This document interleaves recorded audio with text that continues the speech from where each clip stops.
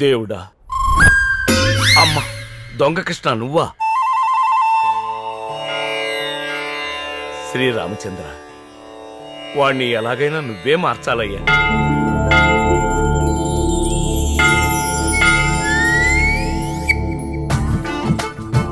స్వామి, మా అబ్బాయిని రాముడిలా చూడాలనుకున్నాను, అలా పెంచాను. కానీ వీడు కృష్ణులా తయారయ్యాడు. నువ్వే వీడికి బుద్ధి చెప్పి మార్చాలి స్వామి. నీలవేణి మనసు మారే వరకు మా నాన్నకు దొరకకుండా కాపాడు శ్రీరామచంద్రమూర్తి. పూజారే, అయ్యా, మేము ఒక ల్యాండ్ కబ్జా చేసాం, నువ్వు భూమి పూజ చేయాలి. చేస్తాను, చేయక చస్తానా?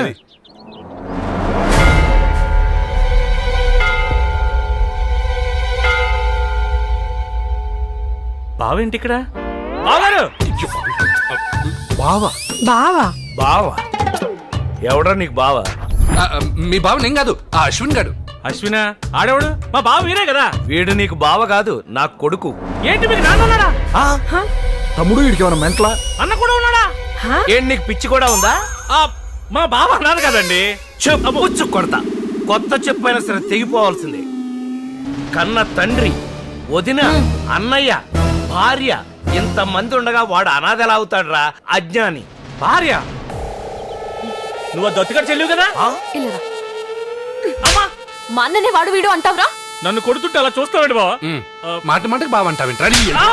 సార్ మీరేంటి చెప్పండి సార్, మీది ఉత్తుత్తు కుటుంబమా, ఒరిజినల్ కుటుంబమా? రామా, అబ్బా పోలీస్ ఫెలో.